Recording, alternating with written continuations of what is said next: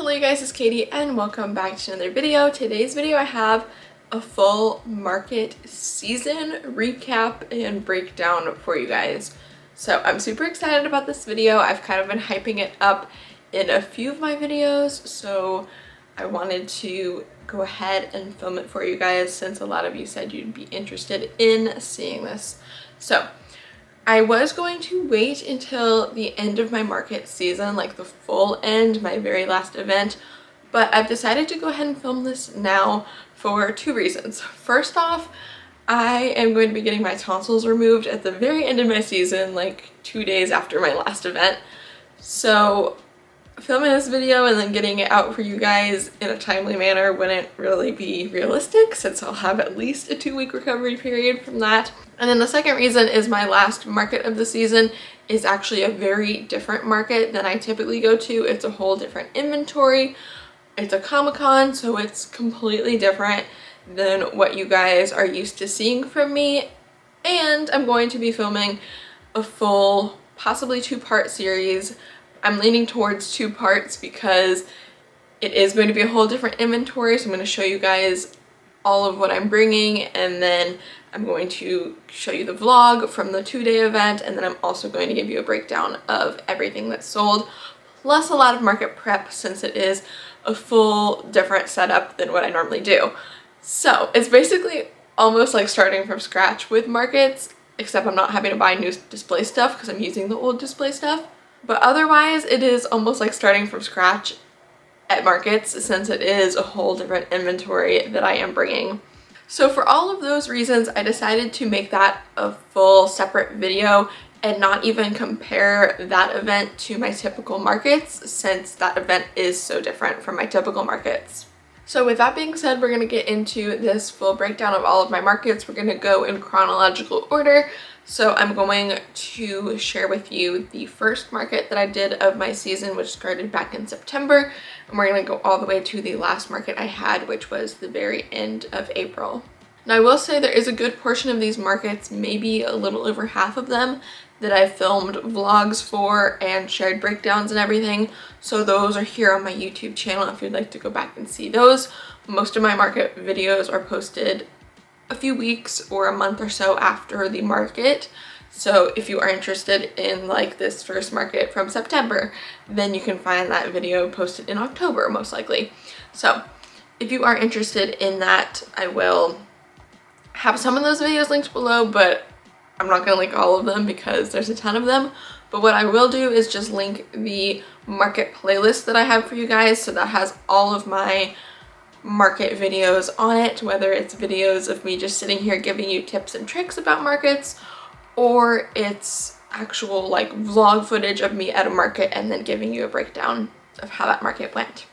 Anyways, with that, we're gonna get into this breakdown. I have a couple different stats to share with you guys.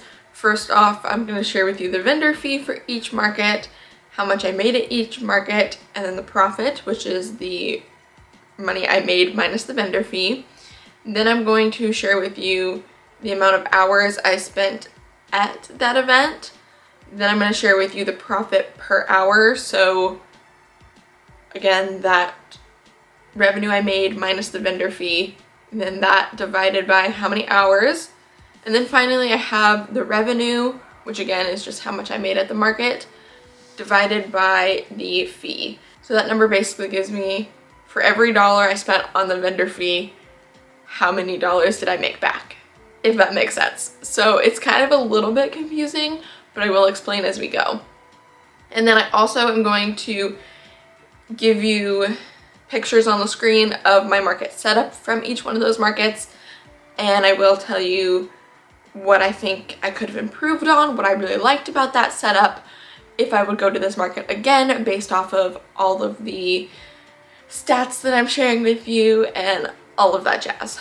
And then I will also share a little bit, probably more towards the end of this video, how I am deciding whether or not I go to a market again and what numbers I'm kind of looking for it to be worth it for me to go back to that market. So anyways though, with that, we're gonna get started with the first market that I had of my season.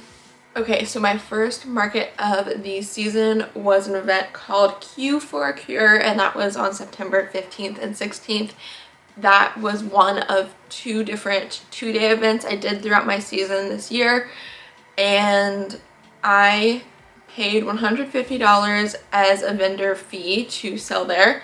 So when you break that down for the 2 days, that was $75 per day. And I made $655 at this event. So that $655 minus the $150 vendor fee is $505 that I made in profit.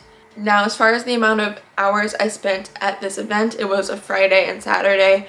So the first day, Friday, I spent about 4 hours there, and then the second day, Saturday, I spent about 7 hours there. So that was 11 hours total at this event. So when it comes to profit per hour, again, that is the $505 once you minus the vendor fee divided by the 11 hours that I spent there. That is rounding up $46 per hour. So that is pretty good if you're comparing it to like a regular wage that people might make working at a job. $46 is a lot, but that doesn't really compare to how much you make per hour for these events, because you're obviously putting a lot more into prepping for the event than just the amount of time you are actually spending at the event set up there. But I do just like to have that number broken down so that I get an idea of how much I am making based off of the amount of time I'm spending at that event, if that makes sense. And then we have the revenue divided by the fee. So that is the $655, which is how much I made at this event, divided by the $150 that I paid to be a vendor at this event. So that is, again, rounding up 4.4. So that is quite low, which basically just tells me, for me personally, for how much I made, it was a pretty high vendor fee for the return on my investment. So let's look a little bit at my setup here and then talk about this market a little bit. So my setup was kind of a typical setup. I will say I believe this was my first time doing the Z formation at one of my markets, and I have done that a lot since. I do really like that formation because it gives me a lot more table space, and it does allow me to still be under the tent to where I'm in the shade, if that makes sense. Because some table setups, if I were to do like 3 in like a C shape or whatever and I'm back here, I'm not under the tent anymore, but my stuff still is. So with the Z formation, I am able to still be in the tent, still close to customers, can still greet customers as they're walking into the tent, but I still have 3 tables that I can fill up, if that makes sense. So I do enjoy this setup for that reason. And actually, now that I'm looking at these pictures even better, it was a Z formation plus an extra table. So I was doing that for a while at the beginning of my season, which again, this was the first market of my season. I had a ton of plushies at this market, so I was able to fill up that amount of tables. Closer towards the end of my season, you'll see the amount of tables dwindling slowly but surely because I was running lower on inventory and also doing more markets closer together as time went along, so it was harder to keep inventory in stock. So because of that, my setup kind of dwindled to be a little smaller each and every time, just so that it wouldn't seem like everything is so empty. But anyways, I did really enjoy this setup, and I don't think there was anything particularly wrong with it. I really just think the low profit for this event, which again, $655 is good, but when you're thinking about 2 days and 11 hours at an event and $150 spent on the fee, it's not so good. So a few things about this event, which I know I mentioned this in the full breakdown video, so I won't get too much into it because again, I know I mentioned all of this in that full video, but this event was a barbecue competition, so most people that were coming there to eat barbecue and eat food. They weren't coming there to shop from vendors. I was actually only one of 3 retail vendors set up at the event. Plus, this event was also in September, mid-September. It is still very, very, very hot in Florida. Like, feel like temperatures of like 100 something we're talking. And people are not wanting to walk around and shop in that. I wasn't wanting to be there in that. So I can't blame customers for not wanting to walk around and shop in that. So with all of that being said, that is the most likely reasons for why the event was not as successful as I had hoped it would be. But I will say I love the cause for this event. It's an epilepsy foundation. So I will 100% in the future. I think they're actually having in August this coming up year. So I will be donating. I did this when I vended it as well. But they have raffle baskets and I donated like a little clownfish and a little flounder, and those were made up into like a little Disney bin, and I made up a few cows and those were made up into like little Western themed bins, and that was really good for the charity because they were able to raffle these baskets off and then it went to the charity. So I will definitely be doing that for sure to donate to the cause still. I just won't be vending at the event because my ideal customers were not there. My ideal customers are more so kids or parents that are looking for stuff for their kids. I very much didn't even really have that many people shopping from me at this event because people were focused on the barbecue competition side of things and the food side of things, not the shopping from retailers side of things. So with that being said, I will not be going to this event again. So that is one of my sections down here. Sell there again? No. The answer is no. Like I said, I really enjoyed the event and I did enjoy trying all the barbecue and everything, and I would love to be a part of it in another way this year coming up, just not as a vendor this time. All right, next one, you guys, was actually my most profitable of the season. As far as the amount I made, it was the most profitable by a long shot, actually. So for this event, it was called the Fall Feet, and that was October 14th and 15th. So it was, again, like a fall festival. I paid $225 to be there, which for this season and all of these events that I'm sharing with you here, that is the most I paid. So was it worth it? We will talk about that. So at this event, I made $1,545, which, like I said, the most I made at a single event. So the profit on that was $1,320 once you minus that $225 vendor fee, and it was a 2-day event that was 12 hours total because it was 6 hours each day. So then when we come to the profit per hour, again, that is that $1,320 divided by 12. That is $110 per hour. So if we're comparing that to the $46 per hour from the previous event, that is much better for the amount of time I spent there, obviously. That is over double the amount per hour. Now when it comes to the revenue divided by the fee, so again, that is that $1,545 that I made total divided by the $225 that I spent to be a vendor there.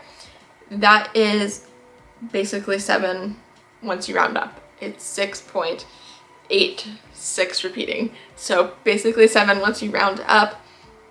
So for every dollar I spent on the vendor fee, so every one of those $225 that I paid, I made $7 back.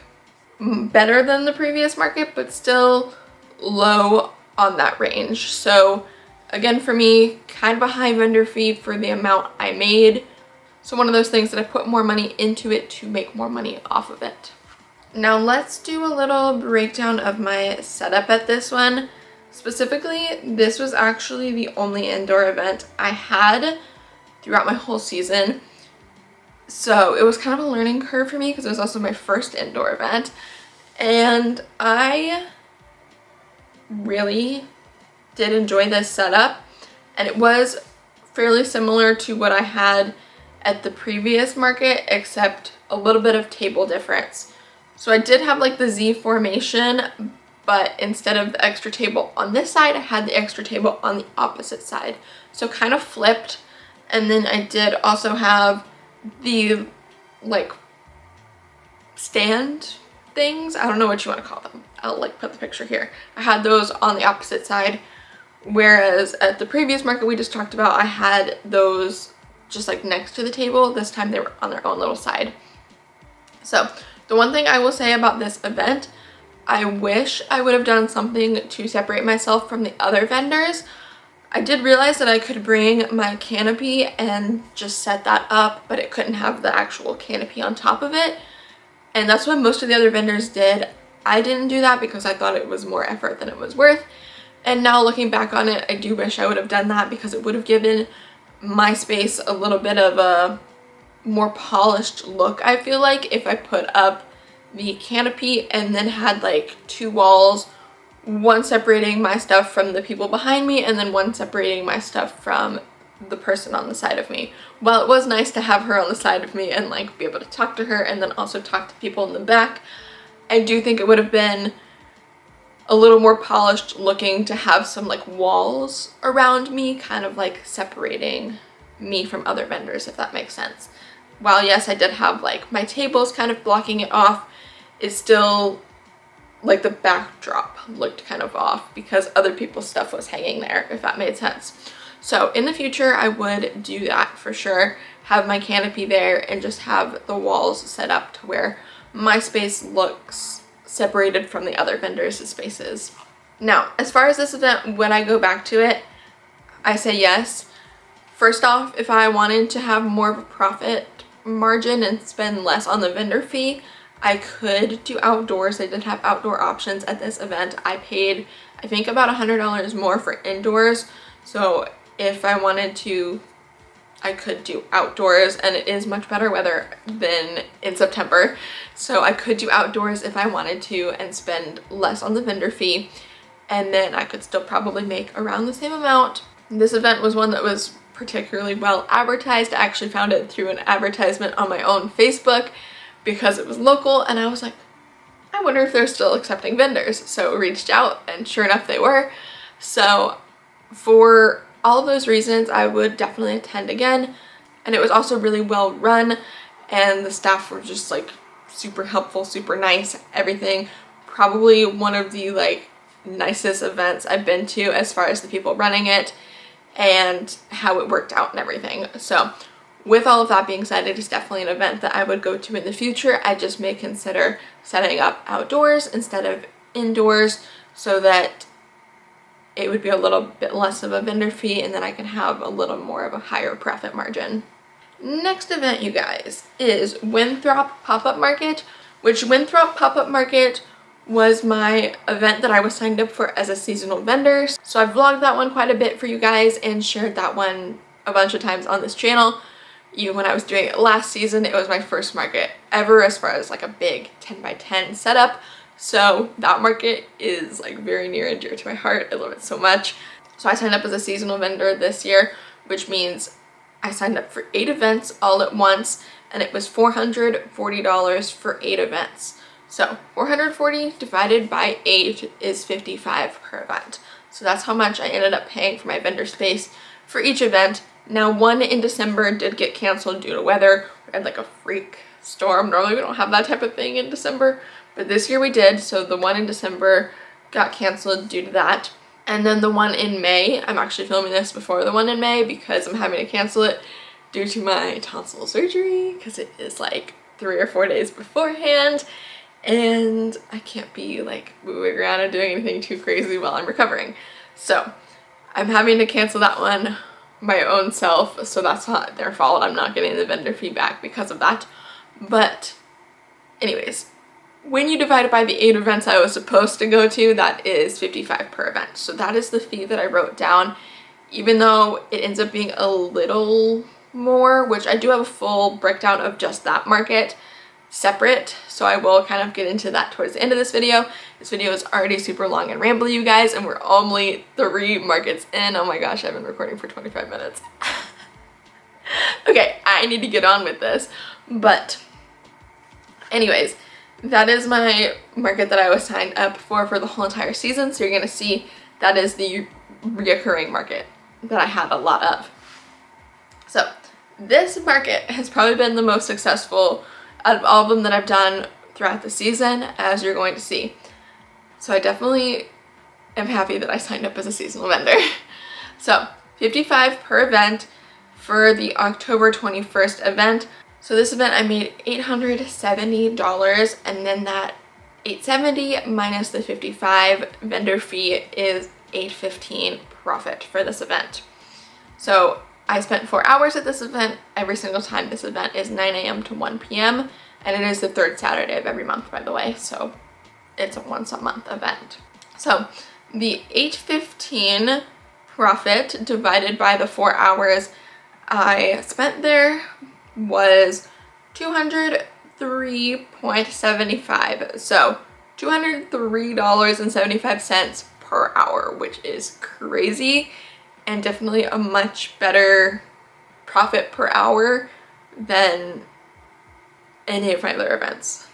So now the amount I made, the revenue divided by the fee, so that is $870 divided by 55, that is 15.81 repeating. So might as well just round up to 16.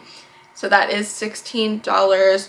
So for each dollar of that $55 I spent on the vendor fee, I made almost $16 back. So pretty good. And again, this market in general is my best one of the season. Not this one particularly. The one actually in November is the best, but this market in general, the Winthrop pop-up market, is the best one throughout my seasons. Okay, so here's the setup. This was again really similar to the September one, where I had the 3 tables in the Z formation and then an extra 4th table on the end. And then I also had my little display things on the side. And I also had Halloween stuff at this one, so that definitely helped add to my profit because people love the Halloween and the fall stuff. That always adds a ton to what ends up selling. So again, nothing really wrong with this setup. I love this setup. I feel like it's a classic. I will say at this market, it felt a little more cramped because the booths are all right next to each other, like very, very close. There's no like little bit of room. A lot of markets will have your 10 by 10 and then a few inches, and then the next person's 10 by 10 and a few inches. This market does not have that. It's just 10 by 10 next to 10 by 10 next to 10 by 10, which is okay.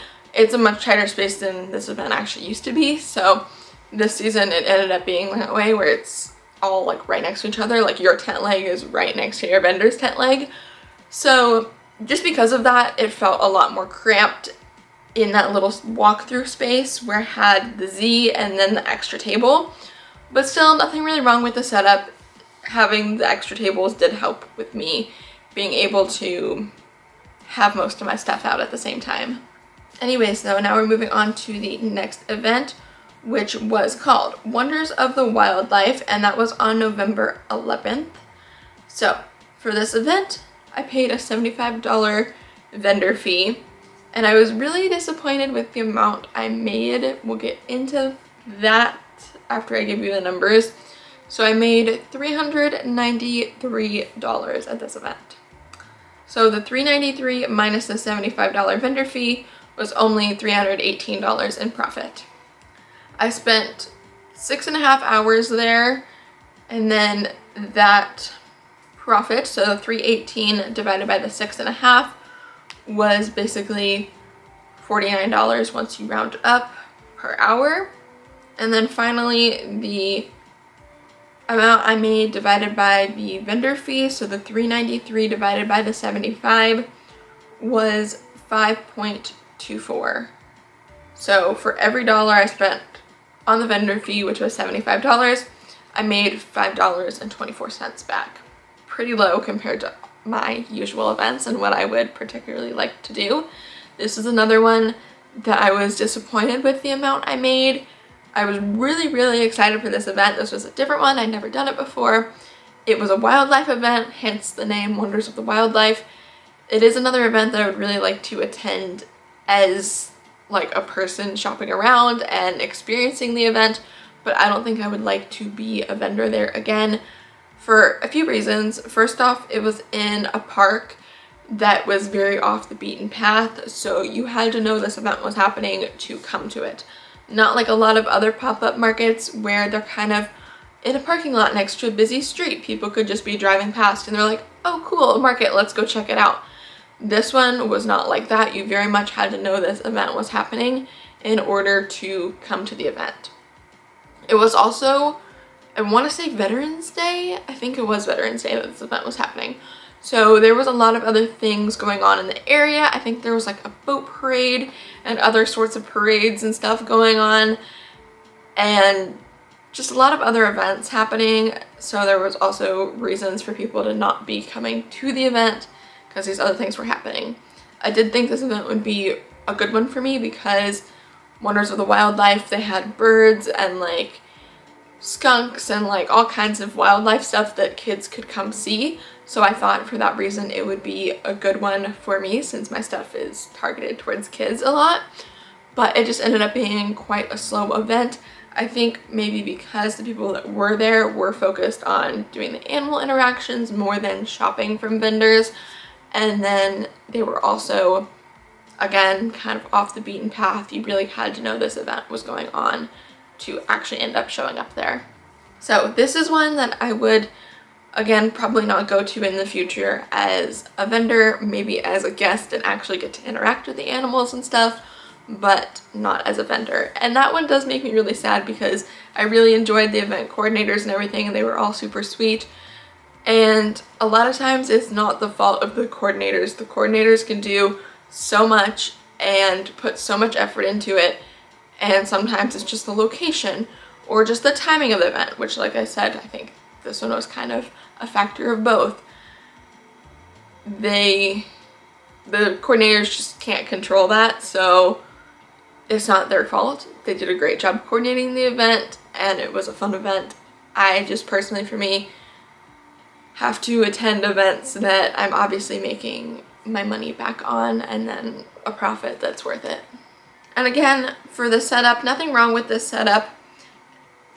Pretty much my typical, what I always do. Z formation, this time I did it backwards though. Typically I do this way. This time I went this way with the Z. I'm honestly not sure what made me do that. I guess because that side was an open side, so I did that instead of the Z the other way. Is my only guess. But yeah, this, nothing wrong with the setup or anything. I just personally think not, unfortunately, an event that I would do again for the reasons I mentioned. If you guys hear my voice getting all raspy, I apologize. I've been talking for 36 minutes now, and we're only about halfway through. Alright, you guys, next event was the November Winthrop, which, like I already told you, this was the most I made at the Winthrop events throughout the season, and this was my best as far as the whole breakdown. So $55 per event for these Winthrop pop-up markets, and I made $902 at this event, which was awesome for sure. So the 902 minus the 55 was $847 that I made total. And again, 4 hours at this event since it's 9 a.m. to 1 p.m.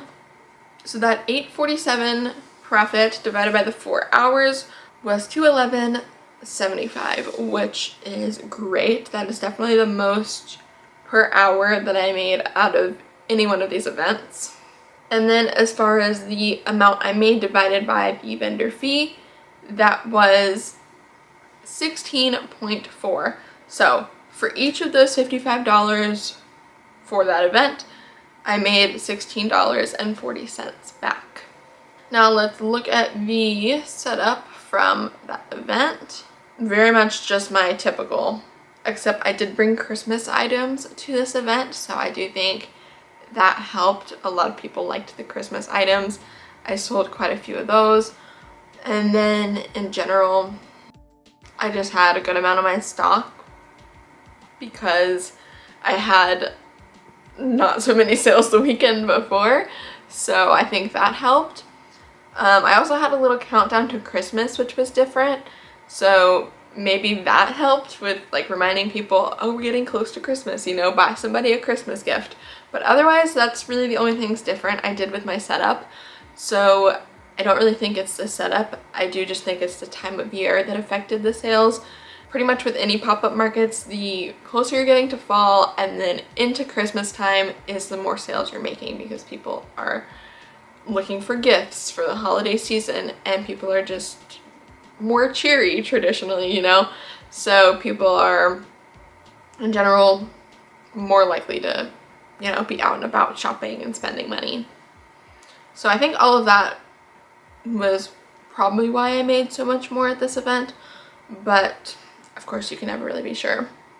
Okay, so like I mentioned to you guys, in December, the Winthrop market got canceled due to the rain, so the one in January was the next one that I ended up attending.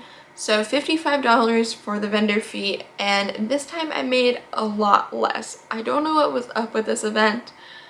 I really don't.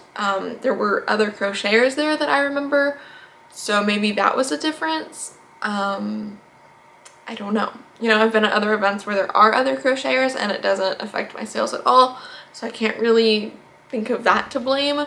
I have heard a lot of other vendors talk about their sales almost always being down in January compared to the holiday season, because people are in like new year, new me, trying to save money type thing.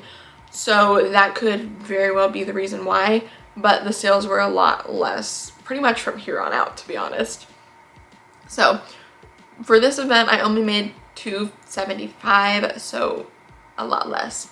And then once you minus the vendor fee, that was $220, and the 4 hours spent there. So the $220 divided by the 4 hours was $55 per hour.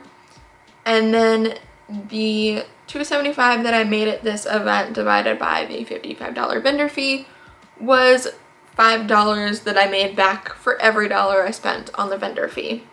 So a lot less than normal, but when it comes to this market, it was my seasonal market, so you know, I don't know if I can complain because the other ones went so well and then this one went a lot less well, so you know, it's gonna happen. Next market was called the Waypoint market, which was on February 10th. It was a new market for me that I had never done before. So I did have a little bit of a different setup this time. I didn't even mention my setup from the last one, I'm just now realizing, but it was very much similar. Very similar to the setups I've been showing you, like pretty much no difference. But this next one was quite a bit different. So we'll get into the numbers first and then we'll talk about the setup. So for this market, it was a lot lower of a vendor fee than I'm typically used to, a much smaller market in general. So it was only $25 for the vendor fee. And then at this market, I made $252. So again, pretty low, but I did not expect it to be near as much as I'm used to making because the vendor fee was less and it's a much smaller event. So once you minus the vendor fee from that $252, I made $227 from this event. Spent 5 hours there. So once you do the $227 divided by the 5 hours I spent there, that is $45.40 per hour. So again, still not very good, but a much smaller event. And I will say the vendor fee is definitely more worth it for this event though, because once you do the profit divided by the $25 vendor fee, it is $10.08 that I made back for every dollar that I spent on the vendor fee. So a much higher return on my investment, just not as much of a profit because I didn't spend as much and it was a much smaller event. For this event, I was on the corner and like you know, basically had two sides people could shop from. So I did my table setup a little differently. I had one long table here, one long one here, and then a short one here. And then I had some of my little displays on the outsides. So I think this worked pretty well. I will say for this event, it was quite windy, so you can even see in the pictures that my bees would not stay in the honeycomb at all. But I did really like this setup, and I do try to do this setup anytime I'm on a corner and I have like two sides that people can shop from me. I do try to do this setup because I think it turns out really cute, and I do like being like in the middle of the tent and then just having the table surrounding the outside. So I did enjoy this setup, but again, much smaller market, so didn't expect to make near as much. Next market was the February Winthrop pop-up market that followed on February 14th. So again, $55 for the vendor fee. And I made $434 at this event. So once you minus the $55 from that, that is $379 that I made at this event. Again, spent 4 hours there. So the profit, which was $379 divided by the 4 hours, is $94.75 per hour. So again, much higher than I made per hour. And then once you do the revenue divided by the fee, that was 7.89. So you might as well say $8 per 55 I spent on the vendor fee. I feel like I'm saying that so much. You guys get the idea. I made basically $8 for every dollar I spent on the fee. With that being said, that was the breakdown for that one. Now my setup for that one was quite a bit different than it typically is because this one it was raining. And there was actually a lot less vendors. Probably more than half of the vendors weren't even there and didn't even show up for the market because it was raining on and off that day. Luckily the rain did subside long enough throughout the whole event. I remember it was raining right before the event and then it was raining right after the event. But during the event, it maybe sprinkled a little tiny bit, but otherwise it wasn't bad. So you can see in the pictures for this one, I had the tent walls up and then I had less tables and less display stuff out just because in my mind I was like, if it's gonna start pouring, I want there to be not that much for us to have to take down. So I did a lot less than I typically do for this market just because of that. And I feel like the simplicity kind of paid off because $400 something, what was it? $434 in a day that most people canceled on, and I didn't expect to go very well because the weather was so terrible. You know, I can't really complain. So I was pretty happy with that, and I did like this setup even though it was a little different. I do prefer, like I've mentioned in this video, not having to sit so far back because it's easier to greet customers, but I found that the setup was fine just for the day, you know, and just for like a fluke rainy day, I thought the setup was fine. So nothing really to say about that setup other than that. Next market was called the Brewers market, which was one I had also never done before. This one was on March 3rd and it was a $60 vendor fee. This one was probably the most ouch out of all the events because I drove way farther for this event than I typically would, and then I also made a lot less. I think this is the least I made out of any event this season. So this one was definitely the most like ouch of an event. So $60 vendor fee, and also for a one-day event, I think this is the most I paid. So yeah, $60, and I made $216 from this event. And that's it. So definitely like ouch. So once you minus the 60 from that 216, I made $156 that day. Now, at least this market was only a 4-hour market. It wasn't one that was like a super long time. So once you do the profit divided by the 4 hours, that was $39 per hour. And then the 216 divided by the $60 vendor fee was 3.6, so I made $3.60 for every dollar I spent on the vendor fee. So for me personally, not doing that market again. I think a few reasons. First off, I was set up very far in the back, like it was at a brewery, hence the name Brewers Market.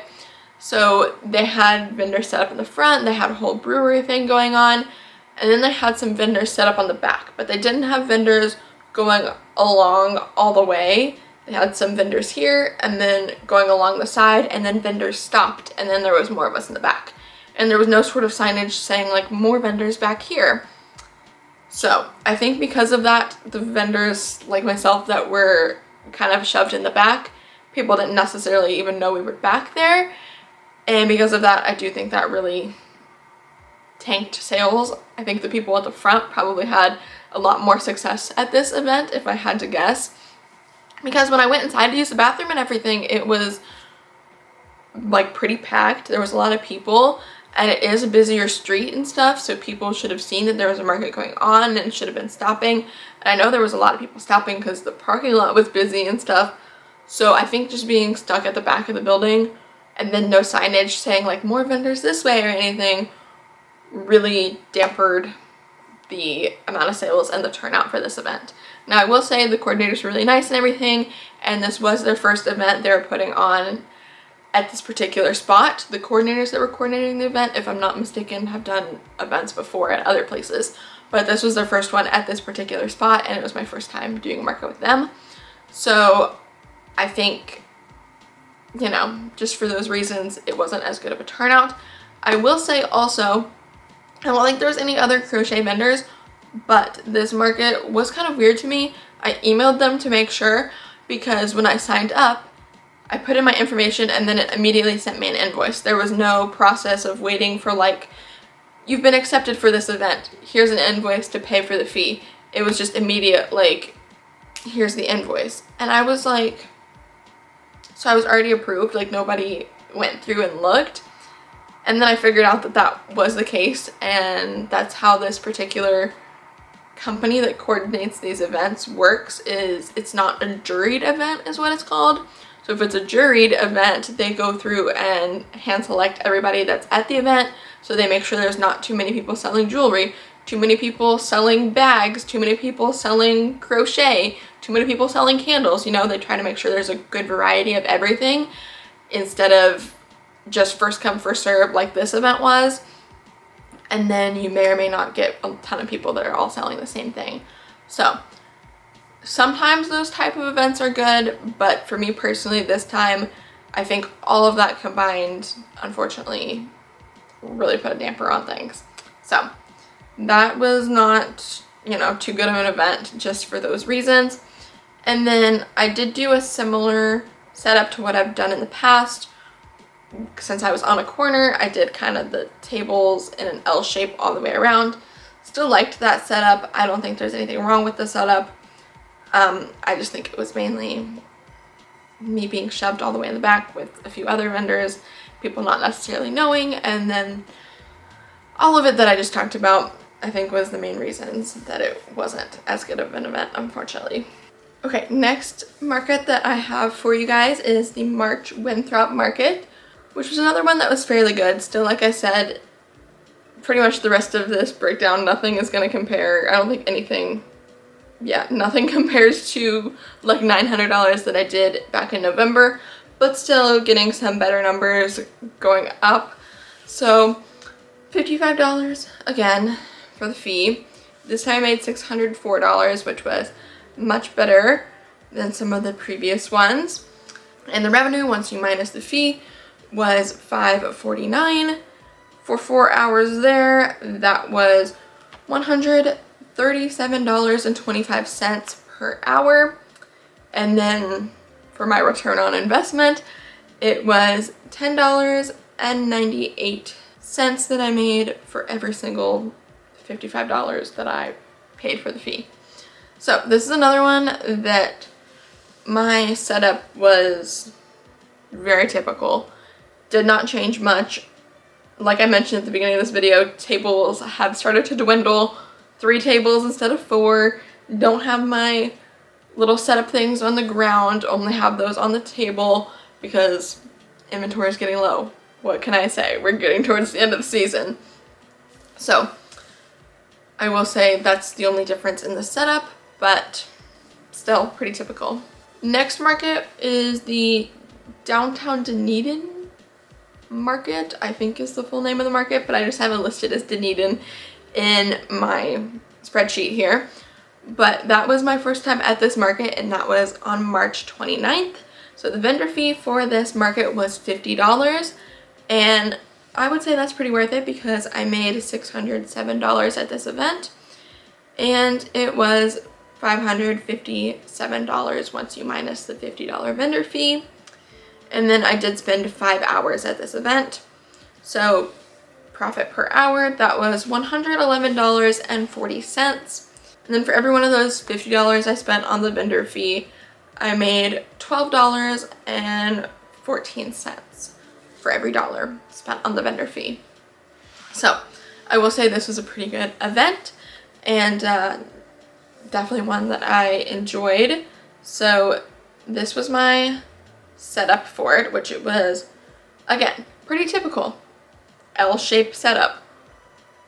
Banner in the back.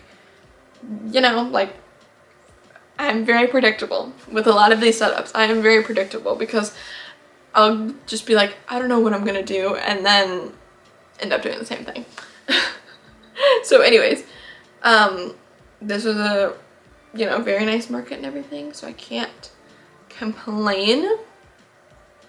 And really not much to say on the setup either because, you know, very typical. Alright, next was my April 13th market, and I ended up going to Waypoint market again. So that one is the one that had a $25 vendor fee, and I ended up making actually quite a bit more this time at this market than I did the previous time. So this time I made $337 at this market. So that leaves me with a $312 profit. Spent 4 hours there.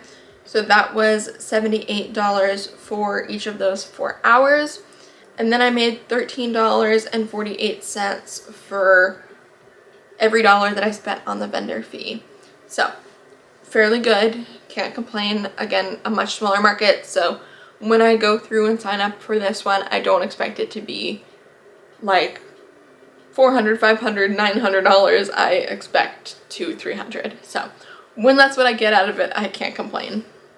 And now my setup for this one was very typical.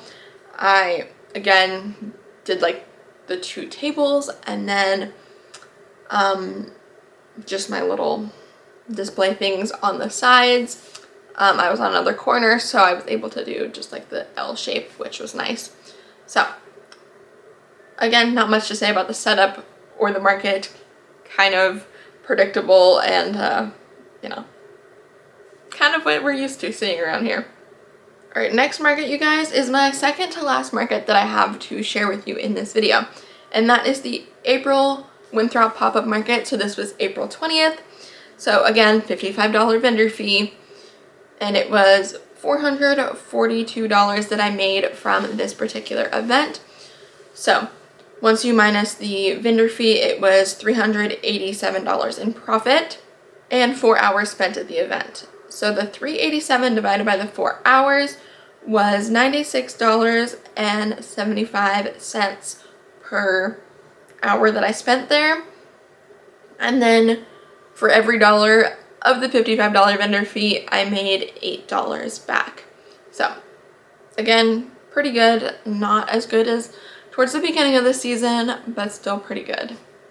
And finally, for my markets, you guys, this was a very last minute one. I actually expected the last Winthrop one to be my last one, but this ended up being my last one because they told me there was availability, and I was like, sure. So that was the Dunedin market again, which I did back in March. I did it again in April, on April 26th, and that one is a $50 vendor fee.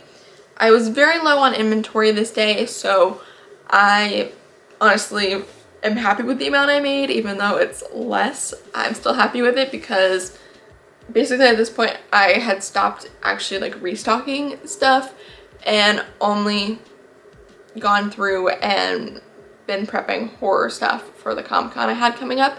So especially since this was a last minute market and I didn't know I was necessarily going to be there, I just went with what I had and that was it. So for that, I think $304 that I ended up making was definitely worth it. And that was a $254 profit once you minus the fee, and 5 hours spent there, so that is $50.08 per hour. And I made $6.08 for every dollar I spent on the vendor fee. And my setup for this event was, again, pretty typical, but I did eliminate one table. So I basically did a Z formation without the last like line of the Z. So more of like an L actually, but like a half L, because I had another vendor set up right here, so I didn't do an L up against both sides of the tent. I just did like a shorter L, if that makes sense. So again, pretty typical setup though, not really anything different from what I normally do other than eliminating one table so that my booth didn't look so bare because I was so low on inventory. Now, that is all for each of the markets. I do want to go through and give you guys a little breakdown of specifically the Winthrop pop-up market, because like I told you guys, that was my event that I signed up as a seasonal vendor, so I wanted to tell you kind of how much it ended up being that I made and all of that. So for the Winthrop pop-up market, I paid $440 for 8 events. I ended up doing 6 of the events. Like I mentioned to you guys, the one in December got canceled due to weather, and the one in May I had to cancel due to my surgery. Well, am having to cancel because I'm filming this before that event is even happening. But that ends up actually being $73 per show, even though it's supposed to be $55. If I did all 8 events, it would have been $55. So I still kept my breakdown at $55 per event, even though it's actually a little more. So as far as the total I made from the 6 events I ended up attending, I made $3,527 from just this one market alone, doing 6 events. So I do think that is pretty good. And then if we want to average out for each event, I'm gonna do the $3,527 divided by the 6 events I ended up attending.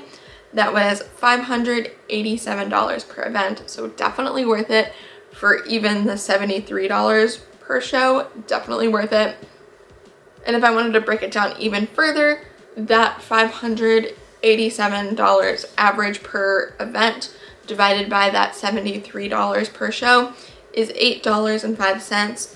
So I made $8.05 for every dollar I paid for each show, basically, because when you break it down, I actually paid $73 per show.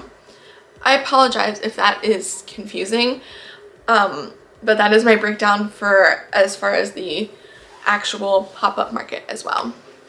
Okay, and last thing I want to share with you guys, this is actually a number that I haven't even looked at myself yet. So we're gonna go on my Square and go through and filter specifically from September all the way to the end of April. And we're gonna see how much I actually made throughout the whole season total. Okay, so from September 1st, I haven't looked at this yet, I'm covering it. From September 1st to April 30th, which was all the months of my season, I made, that's actually a shocking number, $7,856. Actually, I need to backtrack that. If you can see, it says gross sales and then net sales. I actually made $7,836, so minus 20. It says $20 in returns. I don't actually accept returns. unless like something goes wrong and an eyeball files out or something. But if that's the case, I just let somebody exchange something. I don't actually accept a return, which has only actually happened to me once. But anyways, the $20 return that you see on here was actually somebody that said, oh, I'm gonna pay cash. So I put it in as a cash transaction. And then they said, oh, never mind, I'm gonna pay card. So I had to file it as a return and then again, charge them and then actually do it through card. Just because I didn't want my inventory to be messed up. So the return that you see on there is not actually a return. So as far as my top selling items, this is crazy to me. I sold 43 chickens, 30 axolotls, 26 pickles, 35 chicken nuggets, and 19 chunky mushrooms. And then as far as the amount I made off of each of those, my prices did vary throughout the season. I did raise my prices a little bit. So at the beginning of the season, the chickens were 12, the axolotls were 14, I think. The pickles were 12, the chicken nuggets were 8, and then the chunky mushrooms have always been 15. But now the chickens are 15, the axolotls are 15, the pickles are 15, and the chicken nuggets are 10. So they've gone up by a few dollars. But anyways, as far as what I've made off of each of those items, I made $564 on chickens, $432 on axolotls, $327 on pickles, $296 on chicken nuggets, and $285 on chunky mushrooms. So those are definitely my top sellers for you guys, and the amount that each of those sold and everything, and the amount that I made on each of those. Oh my goodness, what a heck of a breakdown. I have been filming for about an hour and 12 minutes now. So a long time I've been sitting here talking to you guys, giving you numbers, showing you things on the screen. I hope this has been a helpful breakdown. This is a lot for me to like pull all the information and get it all together, but it was something that I was doing anyway, keeping this spreadsheet. So I thought, why not share it with you guys? Because I know for me it's super interesting to especially hear how much I made as far as per hour, and then how many dollars I made back for how much I paid for the vendor fee. So basically return on my investment. And then also I wanted to reflect a little on things I could have done better or differently, or why I think certain events didn't go the way I had hoped, and just things like that for myself, as well as a learning experience for you guys, so that hopefully you can learn from my mistakes and not have those same things happen to you. Now, before we end off this video, I know I did say that I would tell you guys a little bit of how I decide if I'm going to return to a market again. So all of these stats is how I decide mostly, but also I just decide based on how the atmosphere of the market was. If I really enjoyed the atmosphere and enjoyed the people I was around, I'm a lot more likely to attend again, even if I didn't make near as much as I'd hoped, just because of the atmosphere of the event. So the Waypoint market is a good, kind of example of that. I did it twice, even though the first time I didn't make near as much money as I had hoped. And then it actually paid off that I did it a second time, because I ended up making about $100 more. So that's kind of my little breakdown for how I decide as well, these stats, and then the atmosphere of the event. I can do a whole video if you guys want in the future of how to decide if you should return to a market or not. But for now, that's just my little spiel on that, since this video is already so long. Now, if you guys have made it to the end of this video, I want you to comment a chicken emoji, because the chickens were my #1 bestseller of the year, or of the season I should say. So I want you to comment a chicken emoji if you made it to the end of this video. Don't say anything about like, oh, I made it to the end, chicken emoji. Just say something normal and then add a little chicken emoji, so that it's just a me and you thing that I know, or me and anybody else that made it to this point in the video thing, that we all know you made it to the end of this video. And if you did make it to the end of this video, I want to thank you a ton. This was a super long video, but I hope you enjoyed it, and I hope you found it somewhat helpful for kind of comparing events and how to decide if you're going to go to an event in the future, or just in general you found it interesting to hear all about my events and what I think I could have done better, or what I liked from certain events and what I have carried into other events. All of that, I hope you just found it interesting and informative. If you did enjoy this video and you found it helpful, please do give it a big thumbs up. It pushes it out to the rest of the algorithm, so hopefully more people, whether you're a crocheter or not, can see this video, and hopefully it will help them in the future with their small business or trying to sell at a pop-up market. I definitely plan on doing this style video again next year when my season for 2024 and 2025 is over, so you can expect that, as well as just a lot more market videos, of course, in the future. And if you do want to see more from me, of course you can check out more videos of mine, my blog, my Etsy shop, and my Ribbler shop, all with crochet patterns from me. All of my social medias, which are all at Katie Being Creative. And you can check out my second channel here on YouTube as well. That is linked below for you if you would like to check it out. I don't post on there very often, but for whenever I do, or if you want to just check out old videos from that channel, that is linked below for you as well. And like I said, for today, I will link that market playlist for you guys where you can find all my market videos, whether it's market vlogs from this season or it is videos on tips and tricks for selling at markets. All of that is included in that playlist. If you are at all interested in markets, that is the place to check out. But with all of that, thank you so much for watching today's video, especially if you've made it to this point. I really appreciate it. And I hope to see you guys in the next one. I do have a lot of exciting other market videos planned for this summer, so stay tuned for those, as well as I still have a horror themed Comic-Con coming up that, like I said, is so different, completely different inventory and everything. So I have all of that to share with you guys as well. So stay tuned for all of that. But anyways, I'm gonna quit rambling now and go, but thank you for watching, and I shall see you guys in the next one. Goodbye.